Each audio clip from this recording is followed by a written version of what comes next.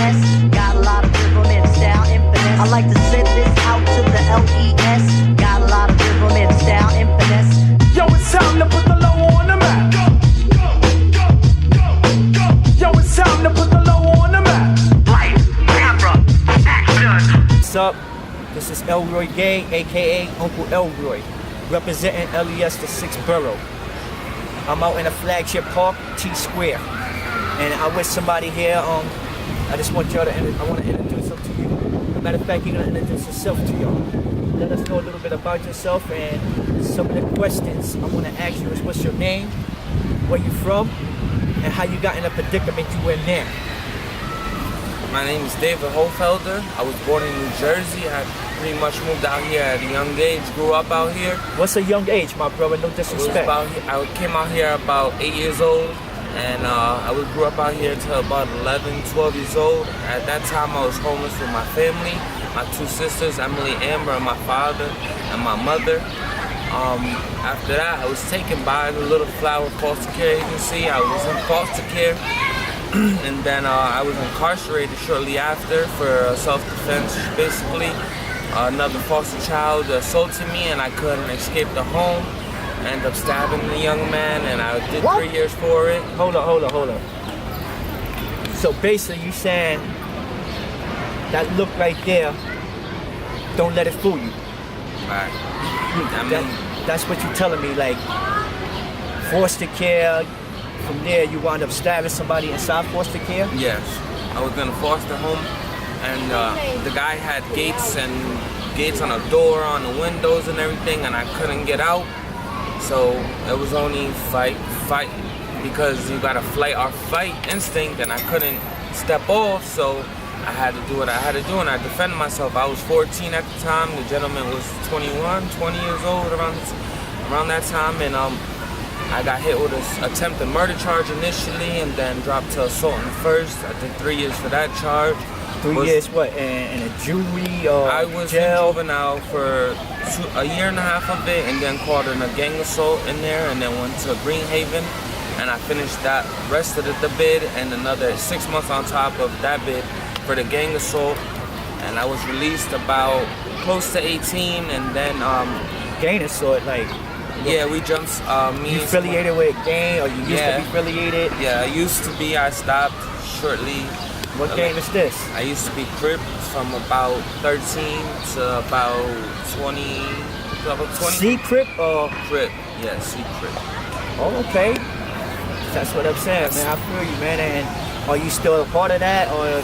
Nah, I stepped off. There's a lot of bullshit involved and fake people, honestly, and a lot of people are not what they say they are. The whole thing about that Crip thing is about being loyal, and it's not what people say it is. So I just stepped off and started doing my own thing, and I have I have other priorities. I have a woman now.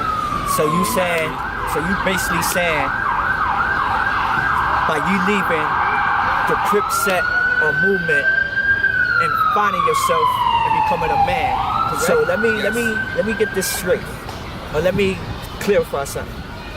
You saying once you left the Crips and found yourself as the person you are today,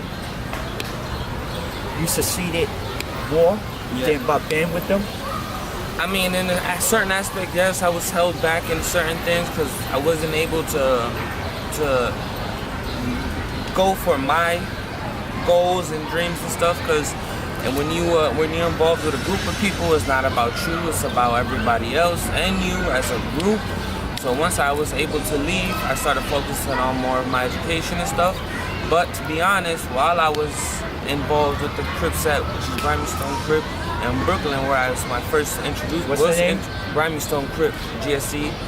When I first was introduced to them, and one of the people's little psych bike, he was like a father to me, kinda, older brother or something to that aspect, and he really started making me go to school, and he sparked the interest in education, honestly, inside of me. So basically, he was like a mentor. Yes. And he sort of pushed you on the path that you wanted to be on. Right. And that's where you at today. So tell me a little bit where you at today. By getting pushed, did it lead up to something positive? Yeah, I graduated. I got my GED basically, After I was incarcerated, I got my GED in there, and I did some college classes while I was incarcerated. Basically from about 14 to about 20, 21 years old, I was in and out of jail, in prisons, and ever since I met my woman 2.5 years ago, I haven't been incarcerated since though. So she's been the most positive impact on me. So What's up? So how old are you now, man? 22, going on 23 in What's October. up, man? So you got a whole future ahead of you. Amen. You got a whole future ahead of you, and I guess from this moment on, man, I just want to wish the best for you, and hope you keep chucking forward and keeping a straight, positive path, and hopefully this little story you share with us will touch at least one person, if not many. And I mean, I feel like the being homeless thing, it can make some people, it can break some people. It depends on what kind of perspective you are and what kind of person you are in your heart and mind. I mean, I like that I experienced this to a certain extent because it's made me a lot more wise than a lot of other people my age. So when I do succeed in certain aspects, I'll be 10 steps ahead of a lot of other people my age and older than me. And I can teach, which is what I want to do. I'm starting to pursue to become a professor for college students and for history and writing and stuff. So I have a couple of goals, and it all came from the situation of being homeless, and either not even that, being around kids that ain't have nobody in foster care. My little sister, the youngest one, which was born in 2003, she has nobody in the system, and when you're in the system as a kid and you ain't got nobody, it's just your number now. You might as well be incarcerated, and it's the same situation. And I was taken advantage of in that aspect too. As I said earlier, I was incarcerated for a self-defense charge, I feel like, because I couldn't escape the premises, and there's a self-defense law called the King's Law in New York City, which gives an individual, the situation is that the individual has to be assaulted 3 times for him or her to be able to retaliate. So I didn't have that opportunity to escape or to try to run. So basically it would negate and make that law void, which would automatically give me a self-defense right against the individual. So I mean, if I had my parents or somebody to fight behind me, I probably would have had a lawsuit behind that or something. And even incarcerated, I was jumped twice by 2 really big Aryan Brotherhood members because they told me I was trying to be black and etc., nigger lover and all that stuff, because I grew up around a lot of black people and Spanish people, and then you become a product of your environment. And what's your nationality? I'm Puerto Rican, Italian, and German, and I speak Spanish. A lot of people don't realize it. But Let me hear a little something. Tú quiero hablar conmigo por mi vida. And you, I don't know, it's kind of weird just coming out, but I converse with a lot of people. I feel you, man. Like a lot of people in the park. I'm black Spanish, don't worry. Yo no sé, papa.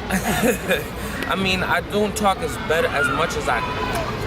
best as I could because I don't really practice the language that much. But I can converse in an intermediate conversation with a lot of Spanish people. So, and a lot of people tell me I have better Spanish than a lot of people that don't speak Spanish. I'm gonna tell you what, man. Your story was very intriguing, and I want to give you my card, and hopefully if we get it together with that writing thing and everything else, man, please get in touch with us, and each one teach one. You know what I'm saying? And we can see, can we help each other, man? We truly appreciate that, man. Thank you. Again, hopefully you can touch somebody. I appreciate what you guys are doing, trying to make the effort to make it known about this situation. A lot of people have a preconceived perspective of homeless. I know there's not a lot of us that are clean or whatever, that people say they're on drugs and whatever it may be, but a lot of these people that are homeless, they're some of the most amazing people. I've experienced some of the best love and friendships and camaraderie with people on the streets than I have with family and friends and people I spent money on that were supposed to be friends. And these people are living in Soho, $1 million homes. And the people here are quicker to offer me and try to help me than those that have all that money and have a stable lifestyle and stuff. So I feel like this is a good, there's good intention, and if it works out, it would be really good for other people to see what's going on inside of this life. Well, we're gonna end it on that note. All right. And that was a great note to end it on, man. And thank you so much. Thank you, guys. I like to send this out to the LES. Got a lot of rhythm and style and finesse. I like to send